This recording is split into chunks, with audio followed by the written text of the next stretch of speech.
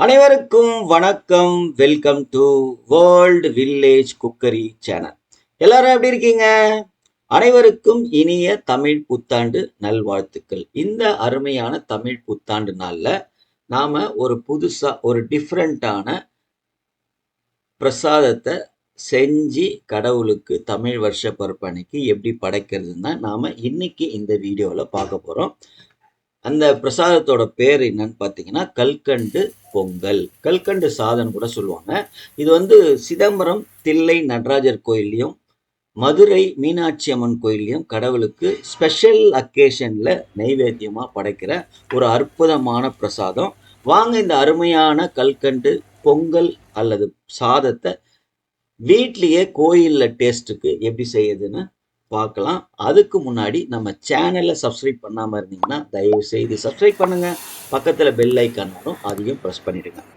இப்போ நான் ஒரு 125 கிராம் பச்சரிசி எடுத்திருக்கேன். அதை நல்லா ஒரு 3-4 தடவை நல்லா அலசிக்கிடுங்க. அலசிட்டு ஒரு 1/4 மணி நேரத்துக்கு ஊற வச்சுக்கலாம்.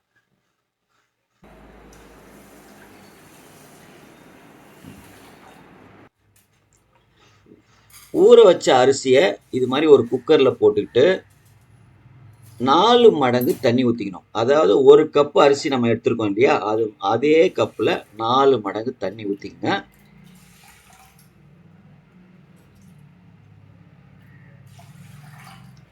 குக்கரை மூடி ஒரு 4-5 விசில் நல்லா இந்த சாதம் வந்து நல்லா பூ போல் வேகணும். மசிச்சோன்னா ஈஸியாக மசிகிற அளவுக்கு நல்லா வேக வச்சுக்கங்க. வேகிற நேரத்தில் எந்த அளவுக்கு அரிசி எடுத்தோமோ அதே கப்பில் பால் எடுத்துட்டு அதில் கொஞ்சம் போல் குங்குமப்பூ போட்டு அதை ஒரு 10 நிமிஷத்துக்கு காய்ச்சி இறக்கி தனியாக எடுத்து வச்சுங்க. இப்போ பாருங்கள், அரிசி நல்லா வெந்துடுச்சு. ப்ரெஷர் போனதுக்கப்புறம் அதை ஓப்பன் பண்ணி பார்க்க போகிறோம். சூப்பராக பூ போல் வெந்திருக்கு. அதை வந்து மெஷர் இல்லைன்னா இது மாதிரி கரண்டி இல்லைன்னா ஒரு மத்து ஏதாச்சும் வச்சு நல்லா மசிச்சு விட்டுக்கணும். அரிசி சாதமே தெரியக்கூடாது.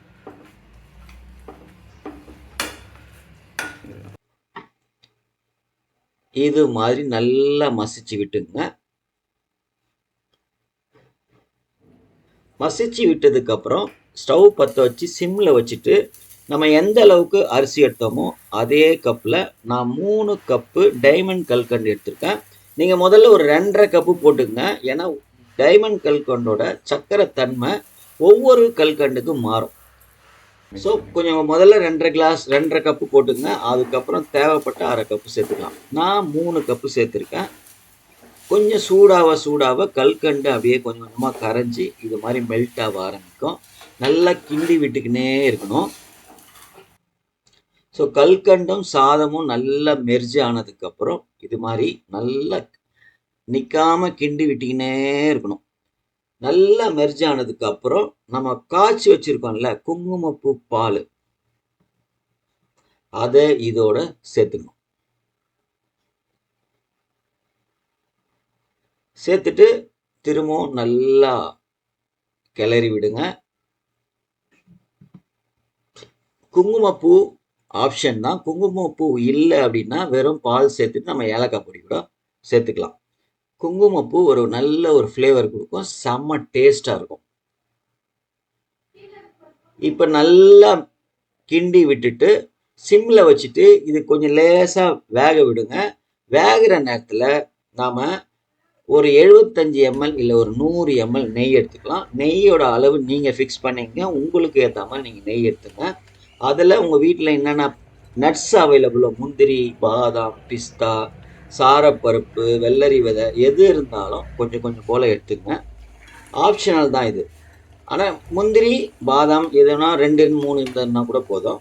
அதை பொடியாக கட் பண்ணிவிட்டு இந்த நெய்யில் நல்லா வறுத்துக்குங்க. கடைசியாக கொஞ்சம் காஞ்ச திராட்சை, கிஸ்மிஸ் பழனுவாங்கள்ல, அதை போட்டு அதையை லேசாக ஃப்ரை பண்ணிவிட்டு முந்திரிலாம் நல்லா கோல்டன் கலர் வந்ததுக்கப்புறம் அதை அப்படியே இறக்கிட்டு வெந்துன்னு இருக்க கல்கண்டு பொங்கலில் அப்படியே மேலே தளர ஊற்றிருங்க. இப்போ இந்த பொங்கலும் நெய்யும் இந்த நட்ஸ் எல்லாமே நல்லா ஒன்றோட ஒன்று இணைஞ்சி போகிற அளவுக்கு நல்லா கிண்டி விட்டுக்கினே இருக்கணும். அவ்வளோதாங்க, அருமையான கோயில்லலாம் செய்வாங்கல்ல பிரசாதம், அத விட சூப்பரா இருக்கும். உங்க வீட்ல அவைலபிள்னா கொஞ்சம் போல பச்சை கற்பூரம் சேர்த்தீங்கன்னா, இன்னும் சூப்பரா செம்ம டேஸ்ட்டா இருக்கும். நான் இதுக்காக பச்சை கற்பூரம் வாங்கணுமேன்னு நான் வாங்கல. இருந்ததுன்னா சேருங்க. இன்னும் செம்ம டேஸ்ட்டா இருக்கும். அப்படியே கோயில்ல குடுக்குற மாரியே இருக்கும். இந்த அருமையான கோயில்ல செய்ற இந்த பிரசாதத்த நீங்களும் உங்க வீட்ல செஞ்சு, இந்த தமிழ் வருஷ பருப்புக்கு கடவுளுக்கு நெய்வேத்தியமா வச்சு படைச்சு, கடவுளோட ஆசீர்வாதத்த வாங்கிக்கங்க. கண்டிப்பா இந்த தமிழ் வருஷ பருப்புக்கு இந்த கல்கண்டு பொங்கல் அல்லது சாதத்த செஞ்சு பாருங்க, சாப்பிட்டு பாருங்க, சந்தோஷமா இருங்க. செஞ்சு பார்த்துட்டு எப்படி இருந்ததுன்னு கமெண்ட் பாக்ஸ்ல கமெண்ட் பண்ணுங்க. உங்களோட ஒவ்வொரு கமெண்ட்ஸும் எங்களுக்கு ரொம்ப ரொம்ப முக்கியம். இந்த வீடியோ புடிச்சிருந்ததுன்னா ஒரு லைக் ஒண்ண போடுங்க. உங்க நண்பர்களுக்கும், உறவினருக்கும் இந்த வீடியோவ ஷேர் பண்ணுங்க. முக்கியமா நம்ம சேனல சப்ஸ்கிரைப் பண்ணுங்க. பக்கத்துல பெல் ஐகான் வரும். அதையும் பிரஸ் பண்ணுங்க. மீண்டும் அடுத்த வீடியோல பார்க்கலாம். நன்றி, வணக்கம். பபாய்.